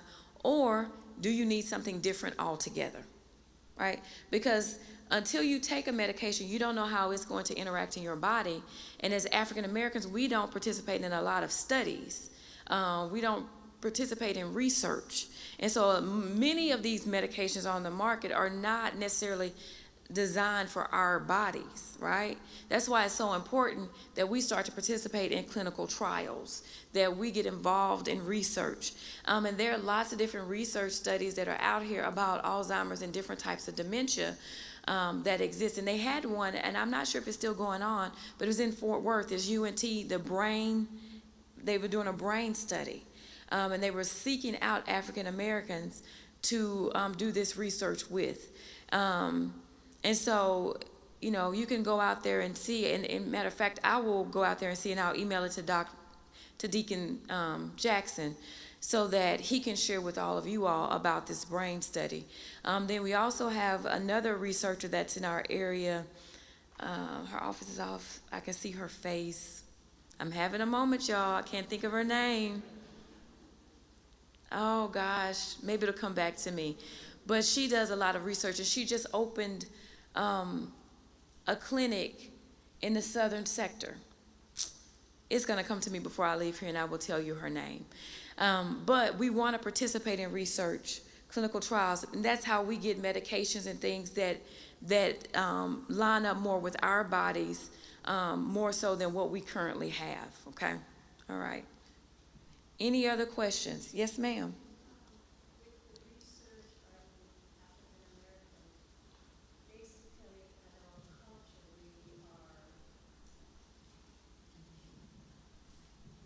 We are afraid of doing this, so there has to be a lot of education in the community that we will be comfortable Yes, saying, you know, I want to do this research because of past history absolutely. where, you know, we have been abused medically, so it needs a lot of education. It does. For us to participate. We're not going to jump. I said, me. And that's very true. You know, we all, the Tuskegee experiment, and that is why we do not participate in research. And researchers are well aware that they're trying to do a better job of education and coming into our communities and having these conversations and being transparent.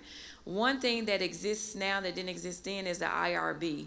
And anytime that you're doing research, you have to go before a board to get approved, especially if you're using human beings and you're doing case studies and you're doing this research. That was something that did not take place during the Tuskegee experiment. But again, I go back to gut feeling, right? If I don't feel right about something, then you have the right to express that, and you also have the right to withdraw from anything. But we do need to be more involved in research so that we can get medications that are better suited for us. We also want to know, are you going to be taking the placebo or the medication? Sometimes you're in a trial, Yeah. but they won't tell you what you're If it's a blind study, they don't know. They literally don't know, because part of it being a blind study is so that they want to make sure that it's not tainted in any way, shape, or form. So they literally, you know, have, you're a number. And so based on what number may determine what they give you, but they don't necessarily know what you're going to receive until you receive it. Yeah, so you have to be, you know, mindful of that. But when it comes to research and people who are researchers, they don't have a problem with explaining all of this to you, showing you these things, talking to you about it. And again, if you feel uncomfortable, by no means do you participate, right? But we as a people definitely need more to be more involved in clinical trials and research so that we can get things that don't give us adverse effects. Yeah.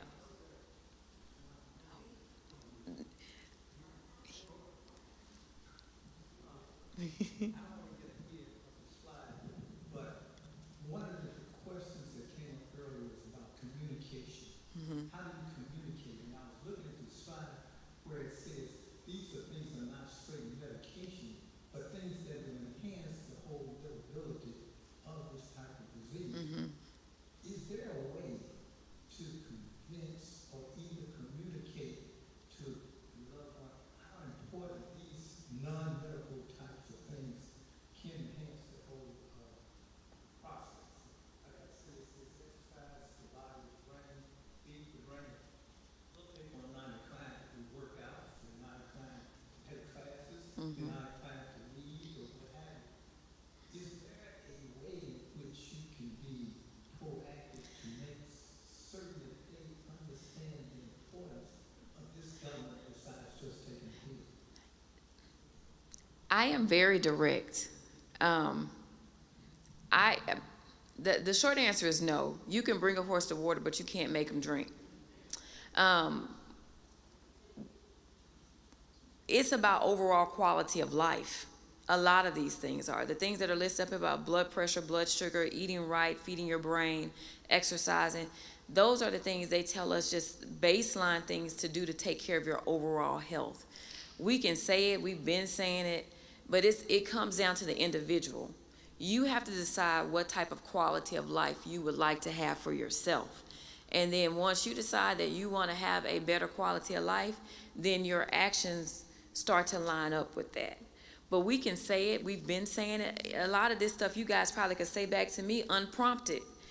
But we have to then go from that to making the decision to do it, right? And that comes from within. You know, what's going to be that spark from within? You would hope that, you know, once a person starts to see or starts to have some health challenges, they'll start to think, hey, I need to do some things differently. Sometimes that's enough to scare people. Sometimes it's not. Sometimes people have the attitude, well, I gotta die some kind of way, so here it is. And they keep on doing what they're doing. I mean, it really, you know, that's an individual choice. And it's hard to get someone to decide to do things differently if that's not indeed what they want to do. Yeah. Okay. I came in interest of myself and others. Okay, now I have young adult children. And then I see others with young adult children. And I have noticed that they will laugh at the parent for lack of understanding. They will laugh instead of noticing what is going on with the parent. Now, I know that you do this. I know that. But how do we get children in here, young adults in here, to help them understand the approach and notice what is really going on? Because I can, you know, if I should, I don't need them to help me. Yeah. These are the ones that I am with all the time. So how did that happen? Because we're listening, but if it should happen to me, I'm gonna need some help. Yeah. How can we transfer that knowledge? Yeah. Well, I was going to talk to Deacon Jackson about this, but there is another presentation that I do called The Talk, and it's geared towards adult children. And it's really about all the things that I'm talking about as far as advanced care planning and having that conversation. That conversation, or the ability to have that conversation, goes twofold, right? You want your adult children to be in a space where they would notice and would be responsible and say, step up and say something, right? But sometimes they're afraid, just like you are afraid to approach having that conversation with them, right? Because just in our community, it's not something we naturally talk about. We don't necessarily talk about death or aging. You know, I can think of being younger, the stock answer, when you say something about getting older, they just say, keep living. Just keep living. You'll see. You'll understand what I'm talking about. Just keep living. And that's the extent of the conversation. What we're now talking about is the details of that conversation. When you tell me keep living, what are we talking about here?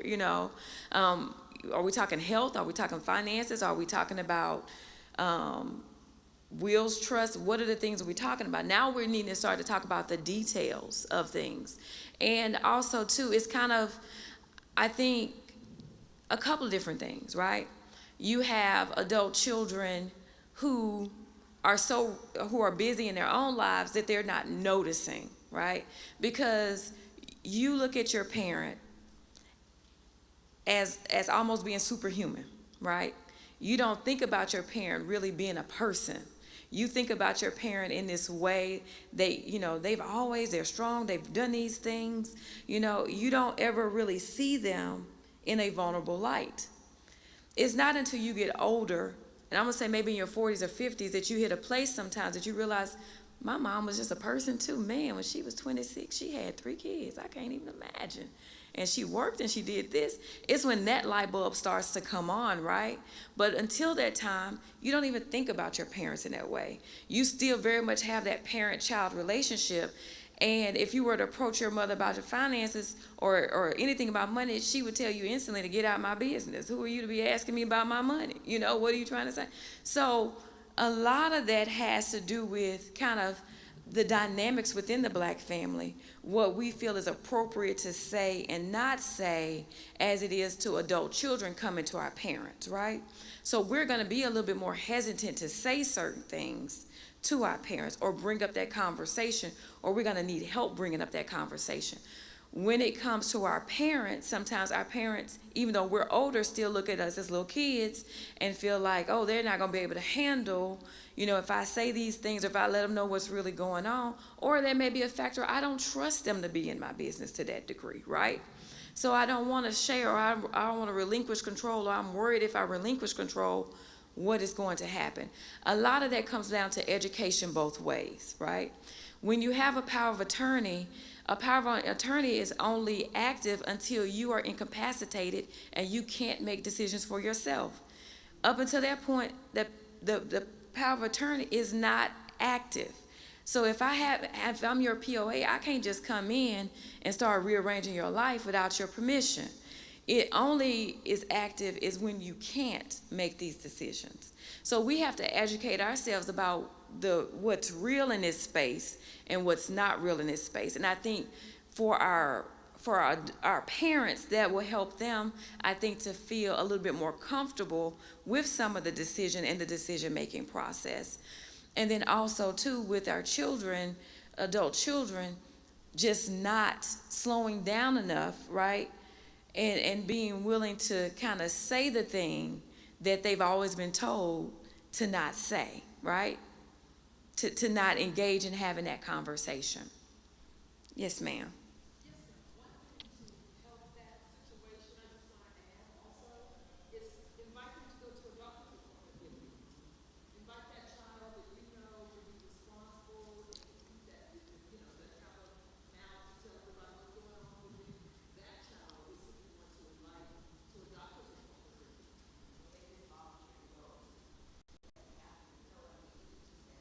But it may not naturally happen. They may not be thinking along those lines. Because, again, when we see our parents, most of the time, we see them as being strong, capable. They're still independent. They still do a lot of things.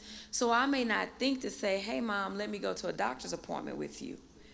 Because, yeah, go ahead. Yeah. Yeah. Yeah.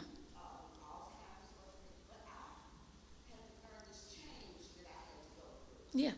So I agree with you on the point of, I have to tell my children, hello, you know, they're the mother, and I have to tell them to understand what I was emotionally going through. Mm-hmm. No, they don't understand. Okay, my point was, how do we get young adult people, because they're ignorant to, and ignorance is not going, and I was ignorant as I'm here. Mm-hmm. How do we get them together? That can happen just right here, not to the apartments, or this is that, or the other. Mm-hmm. It has to be a serious thing Mm-hmm. right now, Yeah. instead of waiting. So my point is, you have a good point.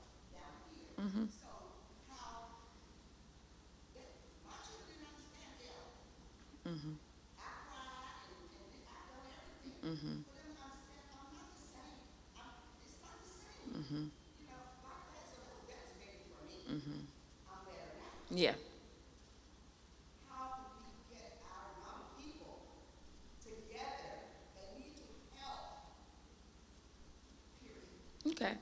So some of that comes down to events like this. I think sometimes when we hear topics like Alzheimer's, advanced care planning, we don't naturally think as young adults that this is something that applies to us. We think it applies to someone older than us, so we dismiss it. But I think as we come into the knowledge of this is really for everyone, we encourage our young people, we invite them to come to things like this. We have it at a time of day where they can come. Most of the people, young adults, they're at work right now. They're not this time of day, so it would have to happen at a time where it would be accessible to them.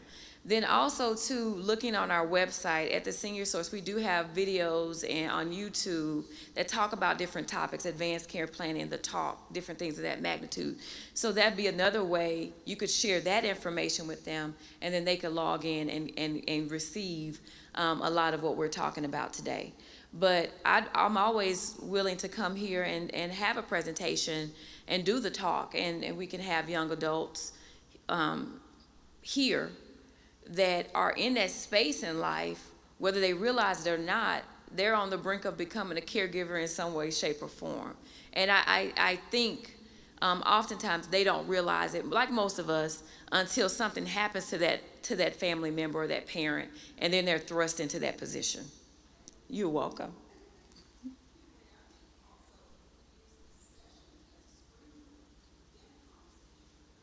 Yes. Yeah.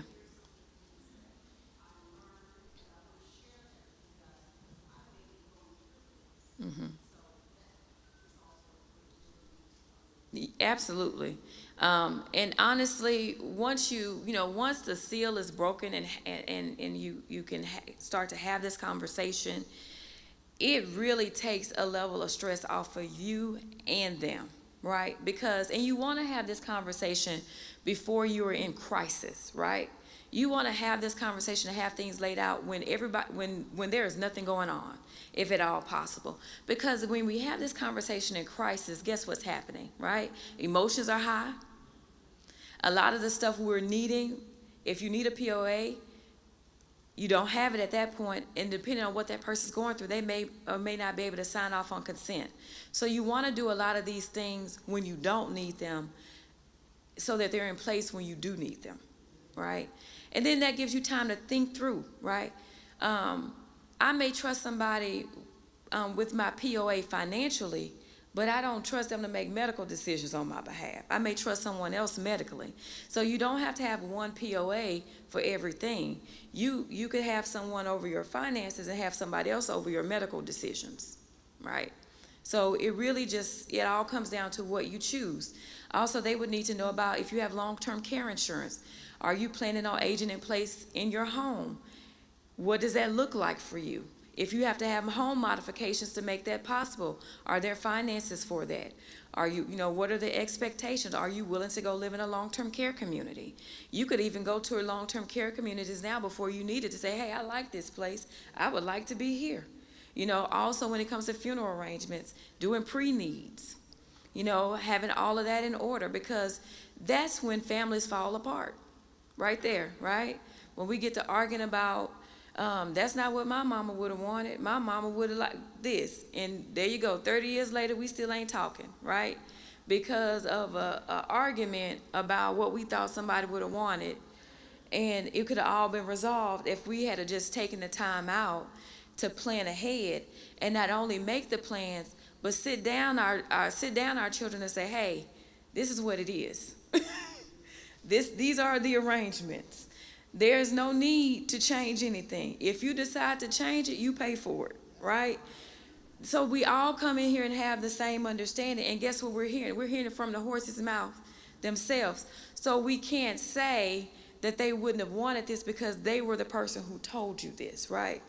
And that in itself will take care of 80% of the fighting that happens when somebody passes away.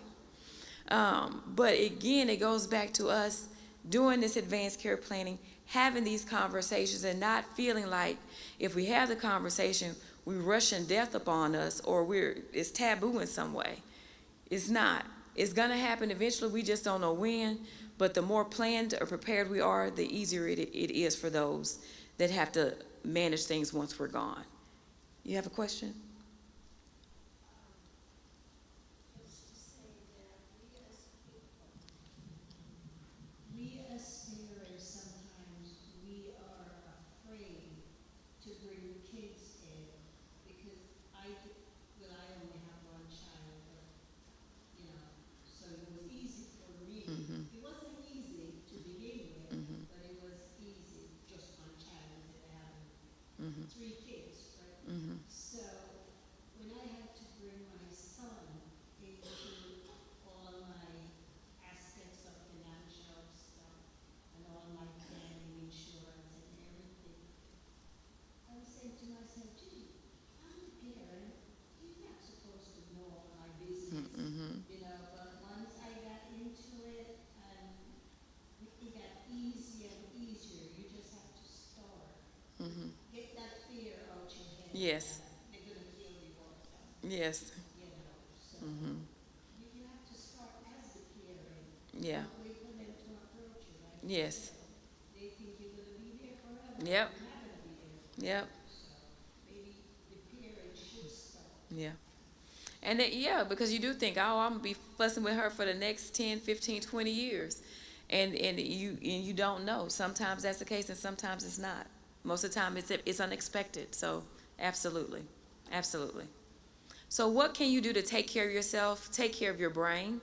The best way to take care of your brain is to take care of your heart. Everything they tell you to do for a heart healthy diet is the same thing you need to do for your brain. There is a heart and brain connection. If your heart isn't doing what it's supposed to be doing, the brain isn't getting all that it needs. So you want to make sure your blood pressure stays in the good range. And they've changed those blood pressure numbers. So take a look at that. Because now what used to be considered normal blood pressure may be considered high blood pressure. So you want to take a look at the new blood pressure numbers. Also, cholesterol, blood sugar, all of those things are things, the numbers we want to make sure that are very much so regulated and in the right ranges. You want to make sure that you're feeding your brain, that you're getting the right vitamins and nutrients, that you're getting folic acid, vitamins E and C. Also, too, even as we age, there are still vaccines and things that we're supposed to be taking on a regular basis. You can pull that up. It's just simple Google. What vaccines or vitamins should I be taking at this age? And it'll pull up a list of things that we still should be doing, even still getting tetanus shots and just different things, even at this age. Also, you want to exercise your body. It is hot. The afternoons have been pleasant this last few weeks, but if you can't go outside to walk, I understand it's hot. There are some great low impact exercises and workouts you can pull up on for free on YouTube. There's a lady by the name of Leslie Sansone that does walk away to pounds. You can actually break a sweat walking in place. She does 1 mile, 2 mile, 5 mile, and they are impactful. Trust me when I say this.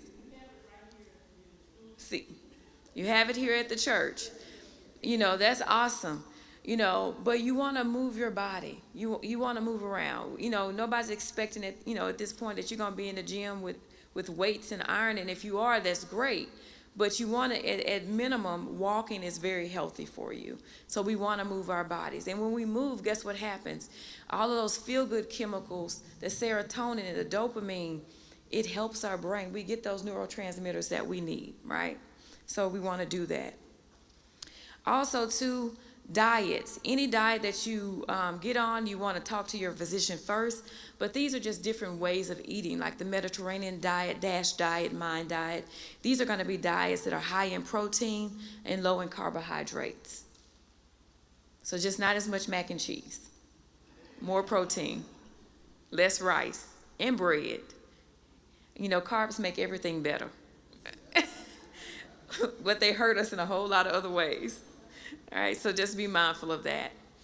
And so when it comes to the Caregiver Support Program, we are here for you. We are located at the Senior Source. Our address is 3910 Harry Hines Boulevard here in Dallas, Texas. We help you with a plethora of things. So all of our services are free. You do not have to income qualify to receive services from the Caregiver Support Program and for many of the things that we do at the Senior Source. One of the ways in which we can help you is if you are trying to find someone to install grab bars, get a wheelchair ramp built, we can connect you to those resources in the community. We also do something called a care consultation. The care consultation is when you have that dedicated appointment to talk to a caregiver support specialist about your caregiving journey. Everybody's journey is different. Every person that has dementia, what they need, how they're experiencing it is different, right? So you walk away from that care consultation with a care plan. That care plan lets you know what you need to address first, second, and third, right? I've done care consultations with entire families. Some of the families have been local, some people have been in other coasts. We met on Zoom. I talked to everybody at the same time, so they can then go and have a conversation collectively and make an informed decision, okay? I've sometimes had care consultations with the care recipient or their older adult being right in the midst of the conversation. No one likes to be talked about if you're making decisions about me. I should have a say-so in what's happening, shouldn't I, right? So sometimes those care consultations also involve the person that they're talking about, right? To give them a say in what's happening with their bodies or what they're noticing, or even to have an opportunity to say, this is what I have, this is what I don't have, right? So we've done care consultations with everyone. We have support groups. We have support groups for spouses, adult children, people who primarily speak Spanish, and also LGBTQ community members. We have something also called a home safety visit, where we come out and we will walk through your home and recommend what you need to remove from the home or products you need to get to make the home safer for you to live in. Most older adults injure themselves and lose their life just due to falls in the home or outside of the home. So we come in and we make recommendations on what you need to do. Now, if the person is a hoarder, I cannot do anything about that, right?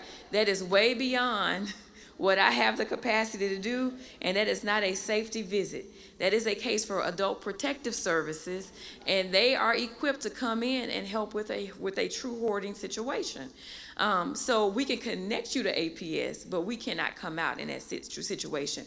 When we're talking about home safety, maybe your loved one has had a couple of falls in a home. Maybe they're dealing with vertigo, right? And so we would come in and recommend them maybe rearranging the kitchen or the bathroom and putting items that they use most frequently in places where they can reach without having to reach too high or too low, because that's what prompts the vertigo spell, okay? So those are the types of things we would come out and do. Now, why do we come out and do it, and why do I recommend it? Because it makes me the bad guy, not you. You have to engage with them on a daily basis as their caregiver. I do not. So if you are the one coming in now, you done took over my house, now you're telling me to get rid of my stuff, you're trying to make me eat this stuff I don't eat, that's not setting you up for success in that relationship, right? But if I come out and I'm looked upon as a neutral third-party expert, just like with the doctor, they're more likely to listen to me, to take the advice from me, and actually maybe remove some of the things that you've been talking about for 6 months. And they've told you no for 6 months straight, and then I come in and be like, okay, we can do it. I'm okay with it. So that's why I would recommend a home safety visit. Also, we come out, we do presentations like this, but we also have many presentations that we do virtually. You can go to our website, sign up for classes. We also provide free incontinence supplies. They're not through my department anymore. They're through our intake department. However, I tell people we don't have enough to where we can cover your needs for 365 days a year. But if you are in a pinch, maybe you've run out, and you need like 2 weeks worth of supplies, that is something that we can indeed assist you with, okay? If you need a longer term solution, then we can talk to you about longer term resources, look into your Medicare, just maybe you're underutilizing your benefits, things of that nature, so we can get some of that going and activated for you, all right? Now, this slide is outdated, so I'm going to brag on ourselves, my department, my team a little bit. And this last year, we served 2,645 people, and 86% of those individuals experienced less caregiver-related stress, right? So thank you. I thank my team. I definitely don't do it by myself, but there are more and more caregivers out there. So I am going to ask you to spread the word that we're here, spread the word that this department exists, because there are many people out here struggling through caregiving when they don't have to, right? And there are lots of caregivers who need respite, they need a break, and they need to find out about resources that can make that possible, okay? So please share what you've heard today and let them know about the Caregiver Support Program. All right? Here's a number. You can reach us at 214-823-5700. Now, that email address, that email goes directly to my department. I see those emails as well as every person on my team. So whether I'm in office or out of office, somebody can respond. So you can email us at csp@theseniorsource.org.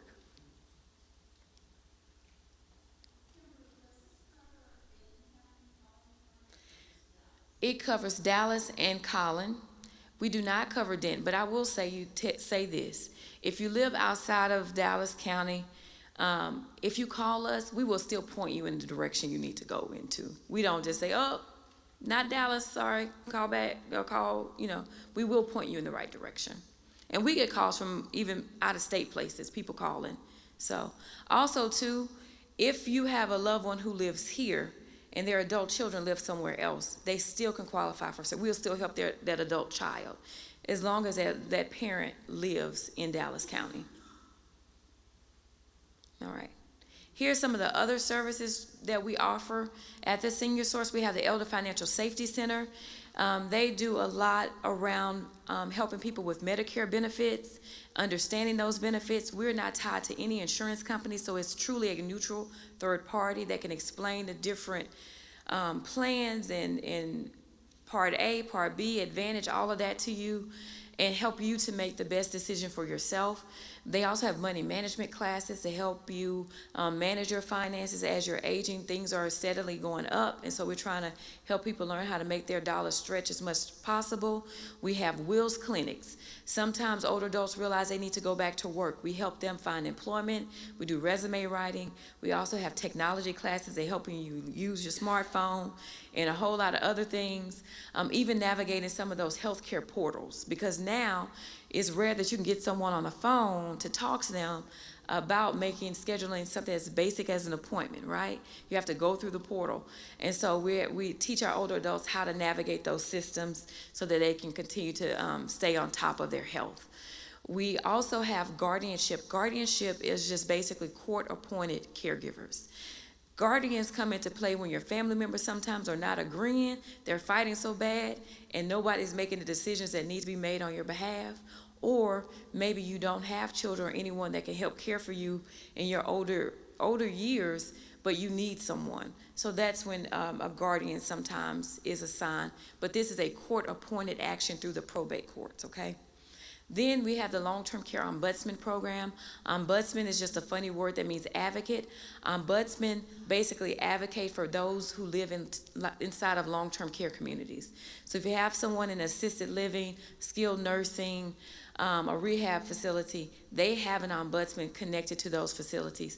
If they feel like they're not getting medications on time, if they feel like they are not being served the food for their diet or what they should have, if they feel like a nurse is being too rough, whatever the case may be, they would file that complaint with the ombudsman. The ombudsman come out and check. The ombudsman goes to those facilities monthly. They are out in the community all the time, and they will investigate and advocate on behalf of your loved one. Also, too, with ombudsman, if you have any questions about long-term care communities, about their ratings, about any infractions they may have had, the quality of the facilities, the ombudsman are the people to talk to for that, right? Then we have senior volunteer programs, because our older adults have lots of wisdom, and we want them to pass that wisdom on in all kinds of ways. So we have volunteer programs. We have volunteer programs, RSVP, foster grandparents, and senior companions are so nice we have it up there twice. So senior companions are individuals who come out, and they are buddies to other older adults, and they provide respite care for free to caregivers. They can be in the home up to 8 hours a day, 5 days a week. They have the ability, if approved or needed, if they have a car, to take people to the doctor's appointments, take them to senior centers, run errands for them, take them to the grocery store. They just cannot perform medical functions on their behalf, okay? Foster grandparents, they are older adults that are served as room grandparents in kindergarten and pre-K classrooms. So they just get to love on the little ones all day and just have a great time and just really pour into those little kids in their formative years. And then RSVP just means Retired Senior Volunteer Program. So we partner with a lot of corporations that are looking for volunteers to come out to different events and to help out. And so if you're interested in that, being a volunteer at various events, then RSVP is a program for you. All right. So those are all of the services that we offer at the Senior Source. Please, please, please reach out to us if you need us, if you have questions, and we will do our best to serve you. And if we can't serve you directly, definitely point you in the right direction. All right. Are there any additional questions? What? I can't believe it. All right. Well, thank you all. Thank you all. Okay, let's put our hands together one more time for Sister Kimberly Knight. Well, family, I want to come and give us an announcement, especially those of you who attend Daytime Wow. Next week, we will not be having Daytime Wow here at this campus. We will be at the Cedar Hill campus at 11:15 for Wow. And immediately following that Wow experience, we will celebrate our pastor's birthday. And again, that is the day of his actual birthday, and he'll be turning 59. So we're having two celebrations. So our first celebration will take place after the first Wow experience, 11:15, and then we're doing another birthday celebration for him at the 6:30 p.m. hour at the Cedar Hill campus. So as always, y'all, let's just come together. Let's love on our pastor as we normally always do. Is there any questions for me for next week? Any questions I can take? So we're all clear, all right? Any prayer requests before we close out on this afternoon? Prayer requests? No prayer requests, Reverend Jay, but y'all will be here for 30 minutes to answer any questions that you have post the presentation. 30 minutes. So yeah, 30 minutes after we'll still be here. Any prayer requests before we close out? All right, let's go to God in prayer for you. Yes, ma'am. We'll be in prayer for your mother. Let's go to God in prayer. Lord, we thank you for allowing us to come here today and to hear important information regarding, God, these minds that we have. God, I pray a special blessing over those who are dealing with Alzheimer's. God, I pray for those who are caretakers of those who are dealing with this, God, and I pray that you would give strength where strength is needed. God, I lay before you Sister Brooks and her family, God, as she's caretaking for her mother. And God, I pray that you would continue to give her and Deacon Brooks the strength that they need to be the caretakers that they need to be. And God, minister and continue to accommodate her mother during this time and this period. Lord, there's so many other prayer requests that have gone unstated today. And God, I pray that you would meet us in our private spaces and places. And God, whatever the need is, God, make the provision. Lord, we thank you for this day, God. Now, even as we're about to leave this place, but never your presence, give us traveling grace and arriving mercies. Lord, we love you. We lift you up. In Jesus' name I pray, amen. You're dismissed, family.